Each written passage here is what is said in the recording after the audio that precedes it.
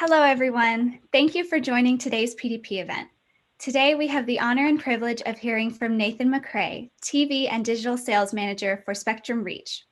Nathan currently leads a multi-million-dollar sales team covering Central Texas, which includes Waco, Temple, and Killeen. Over the course of his career, Nathan has been a leader in sales and marketing and brought those leadership skills to the media industry over 25 years ago. He is skilled in using television and digital advertising to grow the revenue of local businesses. Nathan excels at taking what he's learned from handling the accounts of companies like Coca-Cola, H-E-B, Academy Sports and Outdoors, and Best Buy, and applying those principles to help small businesses look big and think big. Nathan is a dynamic speaker who believes that how you communicate is every bit as important as what you communicate. He attributes much of his sales and leadership success to many years spent in both international training and communication and Toastmasters. He uses those skills every day, from emails to sales meetings to client meetings. Without further ado, I'm honored to introduce Nathan McCray to share his presentation, From Dull to Dynamic, Effective Communication in the Business World. We are excited to welcome you, Nathan, and thank you for joining us today. Thank you very much, Eiley. Thank you very much for inviting me to be a part of the PDP program. And most importantly, thank all of you for joining us here this afternoon. Just like Eiley said, this presentation is called From Dull to Dynamic, Effective Communication in the Business World. Now, the way that we're formatted this session is it's a 30-minute session, and we are going to spend 20 minutes for learning, and then we'll save the last 10 minutes for Q&A. Now, what are you going to learn in the next 20 minutes? You're going to learn two ways to go from dull to dynamic with your emails. You're also going to learn two things that make your dull presentations more dynamic. And what I promise you is that everything that you learned in this session, you will be able to put it to use immediately the minute we get finished. Now, before we get started, let's define business communication just to make sure that we're all on the same page. Business communication is the process of sharing information between employees within and outside of a company. But at its simplest, most efficient form, the most important part of communication are those three letters right there in the middle, you and I, because you cannot spell communication without you and I, and you cannot have communication without you and I. And that's what we're going to spend some time speaking about today. Now, we're going to start with emails. And the reason we're going to start with emails is because that is by far the most time-consuming part of our day. They did a study and they found out that 25% of our time is spent reading, responding, and sending work emails. And we all know the routine, don't we?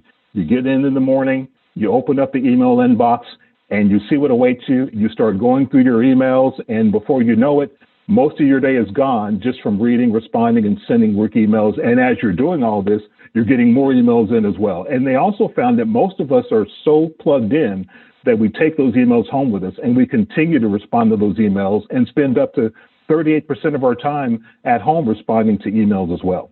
Now, you all are at the very beginning of your work careers, and you're going to find that there are three directions that your emails will go in. Your emails will either go up towards someone that is your superior, they'll go down to someone that reports to you, or they'll go parallel to a peer, something like that. So what we're going to spend most of our time with your emails talking about today are your upward emails, because most of you are in your internships or you're very, very early in your careers. So most of the emails that you send will be to someone above you. So the first top tip to turn your dull email into a dynamic email starts with the subject line. The subject line makes that first impression for your email. The subject line is what determines whether your email will stay in an inbox and never get opened, or that someone will gladly and willingly want to open up that email just to see what the content is. And when we think about the subject line for our emails, here's what I want you to do. I want you to think like Google. And what do I mean by that? We spend a lot of time online doing searches, and whenever we search for something, what happens is we get a lot of search results. So if we look at a typical Google search results page, there are a lot of things in there that draw our eyes to that link and make us want to click on that link. And let's look at a few of the things that stand out right now. This is some of the techniques that you'll see. You'll see that they'll use hyphens to break up the subject lines. You'll also see that they'll use descriptive words to describe what you're going to click on. So instead of writing good emails, how about writing a ridiculously good email? That's something we'd all like to do, right? You'd also see numbers and lists, 12 tips for writing effective emails. One of the things you'll also see is that they will take words in that subject and they'll set it apart in parentheses just to break it up from the rest of the subject line. And then also what you'll see is you'll also see things that tell you what you're going to see, whether it be an easy to follow recipe or step-by-step guides. That's something else that makes you want to click on that email. So what we like to do is we like to take some of the same techniques that we see in these and apply them to the subjects in our emails. So what we're going to do is we're going to take a look at examples right now, and you can be the judge on which is the dull email subject line and which is the dynamic email subject line. So let's take a look at the first one. It says Grayson Law Update. I'll get emails like this all the time from the folks that work for me. It's nothing extremely captivating. I would definitely classify this as a dull email subject. So what can we do to make that subject a lot more dynamic? This is one that someone sent me that did just that. It said, Grayson Law, $220,000 on the table, in parentheses, 3 things I need. So they used a hyphen to break it up, and they also put something in parentheses. That is a classic example of a dynamic subject line, because as a boss, I pretty much saw everything that I needed to write in that subject line. I know that it was about Grayson Law. I know that this account executive has $220,000 on the table, and there are 3 things that they need from me in order to get that money. So I was into that email very quickly in order to help that account executive out with what they needed. Let's take a look at another one. This one says Fox Sports Southwest issue, and this is actually an issue that we had a couple of days ago. One of the networks on cable, there was a technical problem, and so the email I got was Fox Sports Southwest issue. Didn't really tell me a whole lot, and we would put this in the category of being a dull email. So how could we have made that email subject line a little more dynamic? Well, this is what we should have done. Subject, fixed. Fox Sports Southwest issue, 5,000 customers impacted. Once again, I saw everything that I needed to see in that subject line. I knew that there was an issue with Fox Sports Southwest. I know that it impacted 5,000 customers, but more importantly, I saw that it was fixed. And we would definitely call that a dynamic email subject. Let's take a look at one more. This one says 4Q projection ideas. So if I were to send that to my boss and say, hey, I've got some ideas for fourth quarter projection, you know, there's nothing exciting about that. That's not going to be something that's going to compel him to open up my email and see what my ideas are. And so we would definitely put that in the category of a dull email subject line. Now, how could I have made that a lot more dynamic? How about this? 3 ideas to crush our fourth quarter projections. Can you talk at 1 p.m.? Now, when I send that to him, it instantly tells him what he needs to know about my email. He knows that I've got 3 ideas. He knows that those ideas that I have are going to crush our fourth quarter projections. And I'm asking him, can we talk about it at 1 o'clock? Once again, that is a dynamic email subject line. So we've looked at 3 ideas. We've looked at the Google search pages to figure out how to work those into our subject lines. And what I'd like to see all of you all do is, as you send that next email out to someone that's above you that you're trying to make an impact to, think about how you can change up your subject line in order to make it more readable, something that they're going to want to click on quickly to open up and see what you've got to say within that email. Okay. Now we're going to talk about something else that we all go through, we all experience, and it's nothing that we really enjoy. We're talking about, you got it, long emails. We've all received them. Some of us like to write them, and none of us like to really read them, but it's something that we all deal with in our email inbox. And this is basically the way that they look. You open up your email inbox, you hit the button, And the next thing you know, you're staring at a bunch of letters on the page. Your brain already shuts off. There's no way that you want to read through this email, and you just turn it off, click it, make it go away because you want to move on to the next thing because you've got about 40 other emails to get through that are in your inbox. If you are someone that likes to write long emails, we're going to show you in about 30 seconds how you can fix it and still write the email that you like to write.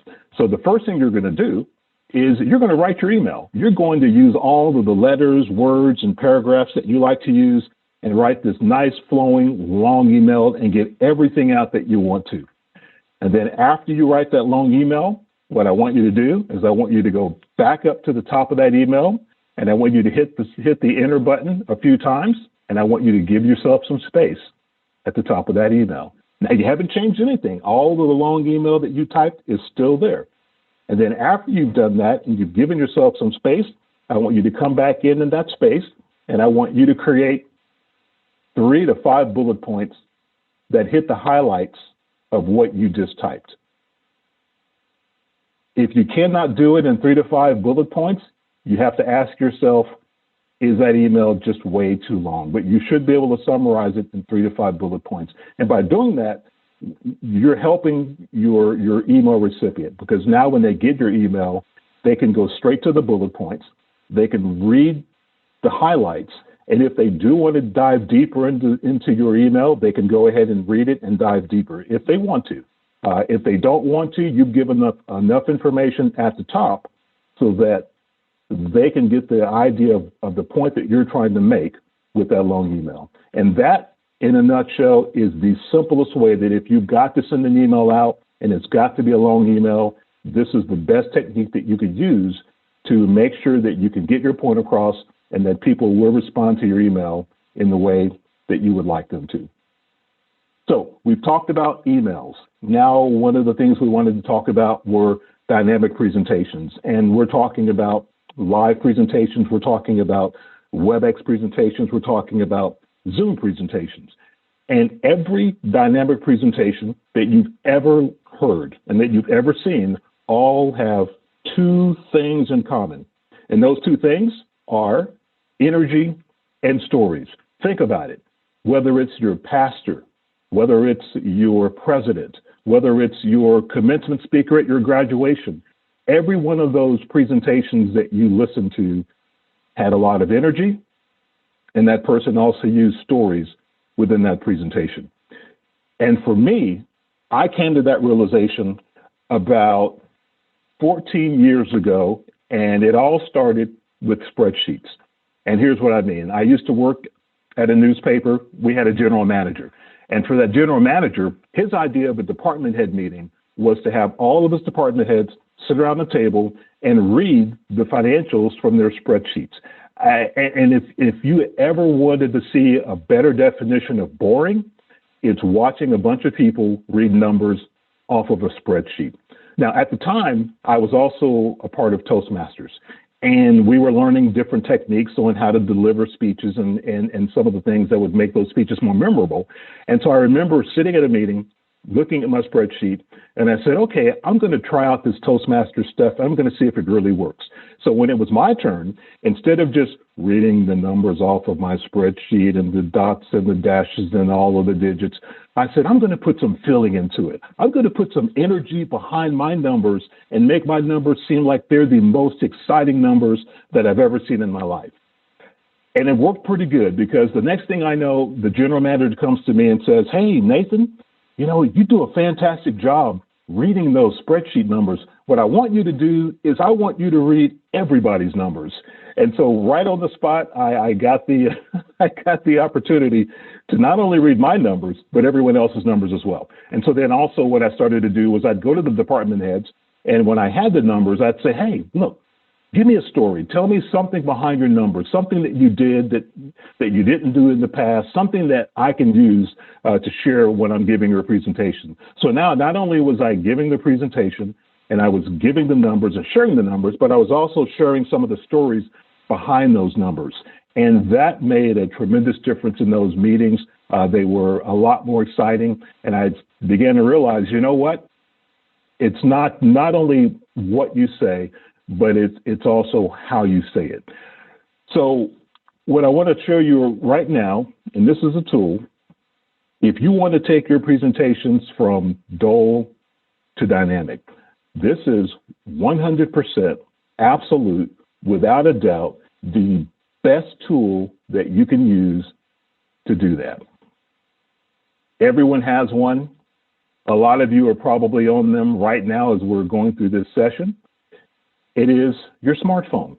You know, there was a time when we didn't have these. If we wanted to practice a speech, you would go stand in the mirror, and that's how you practice your speech. Or you would find some people that would want to listen to your speech, and you'd practice it that way. Now, with your mobile device, there's a couple of things you can do. First off, you can go and you can look up dynamic speakers. You can go and you can see some of the best speakers out there, see what they do, how they do it, what makes them great, and emulate that. Also, you can take that phone, you can hit the record button on the video, set that phone in the corner, and you can begin to make your presentation. And what you're going to get is you are going to get instant feedback on what you've done. Did you think that you had enough energy? Well, you know what? The recording will tell you whether or not you had enough energy. Maybe you had way too much energy and you need to dial it back a bit. It will tell you that. The other thing that it will also tell you is when you tell your stories. Are they good stories? Do you need to pause a little bit more? How do you need to tell that story in order to make the best impact? The best things that I've ever done started when I got my mobile phone and started to use it to record my speeches and my presentations in practice mode, because I didn't have to subject any other living human being to that story. It wasn't anything I had to do in front of a mirror. It was just me and my phone practicing, watching it back, and getting instant feedback on how my presentation looked to anyone else that may be looking at it besides me. So those are two things that you can do with your mobile device that I guarantee you will take your presentations from dull to absolutely dynamic. So let's wrap things up and let's kind of rehash what we talked about. We talked about two fantastic ways for you to go from dull to dynamic emails by making dynamic subject lines and by making sure that if you send a long email that you're using bullet points to take that email from being long and dull to long and dynamic. And then we also talked about the things that you can do to make your presentations absolutely dynamic. And it involves just using your simple mobile device to record what you do, because sometimes the absolute best solutions are the simplest ones. And as I promised you, everything that we've gone through today is something that you can put to use immediately. As soon as you're done here, you can start to write better emails and you can start to make better presentations as well. So let's go ahead and see if we can answer a few questions. Yes, thank you so much for sharing today, Nathan. What we have learned today is so essential for professional success, both in the classroom and in our future careers. We appreciate learning about this important topic from such an experienced and skilled leader like yourself. Nathan, I do have some questions for you today submitted by Baylor students. The first question that I have for you is, what was the best piece of advice you received that ultimately influenced how you communicate in your business today? The best piece of advice I got, someone told me that there's a time to open your mouth and there's a time to open your ears, and the two don't happen at the same time. And as I think back on that, he was so right. I've been in so many meetings, and whether they be with colleagues or clients, where there is a time where your mouth should be open and you're talking, but there's definitely a time where those ears should be wide open and you should be listening, and you cannot do both at the same time. Thank you for sharing your answer with us, Nathan. I know that it's really important for students to remember, it is important to communicate, but it's also equally important, if not more important, to be an effective listener, especially as we are in the classroom and in professional settings. Now, my second question that we have for you today is, what is the biggest miscommunication you see between team members in business, and how does it affect their efficiency? The thing that I see over and over again, remember when I showed you all the word communicate, and we talked about the three most important letters in the middle, the U, the N, and the I. What happens is we see too much of the I. There's not enough of the you, but there's a lot of the I. And so they're in these communication situations, and it's I, listen to me, I need to talk, and they interrupt the other person, and there's just not enough you. And what ends up happening is you've got two people that don't see the you, they just see the I. And there's nothing that happens, no communication takes place, there's nothing efficient happens. And usually what happens is at the end, they really don't get anything accomplished. So that is what I see more often than not, is that when people do get together, there's just way too much of the I and not enough of the you in the communication. Thank you, Nathan. That's a great way for us students watching today to remember that you and I is the center of communication. The next question that I have for you is, can you share a time when you or one of your colleagues did not use effective communication and what you might have learned from this situation? Well, it actually is the story about the long emails. We had an employee that worked for us. She likes to write long, flowing emails. As a matter of fact, when she spoke, she used a lot of words when she talked as well. So it was safe to say that the emails were going to be the same way. And I remember talking with her, and she was frustrated because she said, I'm sending out these emails. No one is responding. No one is answering my questions. I'm not getting anything back. Don't they read my emails? And so I kind of pulled her to the side and I said, okay, look, I want you to try something. You know, if it doesn't work, that's fine, but let's just try this. Next time you send an email out, I want you to type it just like you normally would, make some space at the top, and then go ahead and put your bullet points in there. So she gave it a try, and it was beautiful to watch because she was happy because people were reading her emails. They were responding to her emails, and the recipients were happy because when they opened up their inbox, they didn't see a big, long email. They could go right to the top and read the bullet points. And so it was a win-win situation. It was you and I. It was communication. You and I, they were communicating. Everyone was happy. And I think that was a very, very good lesson for her and for me and for them as well. Thank you, Nathan. That's a great story and a great example. I'm excited to put that into practice myself and see how that affects my emails as well.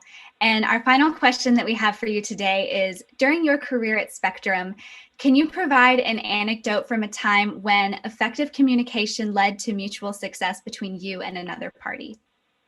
Absolutely. This was we had a client that we were working on a deal with, and all of you will start to find out that the more money that's involved in a deal, the more people are involved in the process. And so this particular deal was about a $60,000 or $70,000 deal, and it was with a local trade school.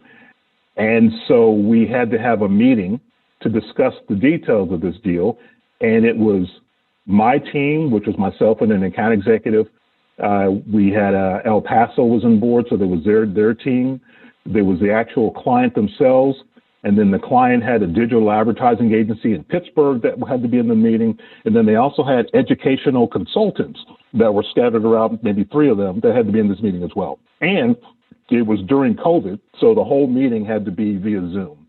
So here we are in this Zoom, just a bunch of squares and a bunch of people. And so now we had to figure out how we were going to bring everything together to get this $70,000 deal done. So since I had to lead the meeting, there were a few things that were extremely important to me. Number one is I had to outline what we wanted to accomplish in this meeting. And so before the meeting started, I said, okay, we've got 60 minutes. And when we get to the end of this meeting, these are the 3 things that we have to have accomplished. And everyone agreed on that. But the other thing we had to do, and what I love about these web meetings, is there's a beautiful button called the record button down there that you don't get the luxury of having when you're having in-person meetings. And so I told everyone that we're going to record this meeting because that way we can go back and we can discuss any of the details or review any of the details. So I recorded the meeting, and we met for the hour. We got to the conclusion that we wanted to get to. And when the meeting was over, I sent everyone a recap of the meeting in writing, but then also a recording of the meeting as well. And what was so great about that, Eiley, is that the details were right there. So if someone's memory failed them on who said what in the meeting or what we discussed during the meeting, guess what? We just go back to the recording, and we can do it that way as well. We can take a listen to it. So once we got that done, everyone agreed, and it was a fantastic $70,000 campaign that went great. And we're actually looking forward to being able to do something else with them as well. But that was one great example of how we were to use the communication and bring everything together here at Spectrum. Great question, by the way. Thank you. Well, thank you for answering. That was a great answer. And that does wrap up our questions for the day. But I did want to extend a huge thank you to you for your time and for your presentation. I know that I personally look forward to applying what I have learned today to my future business communications. And students, thank you for joining us today. And I hope you enjoyed this PDP event on effective communication in the business world.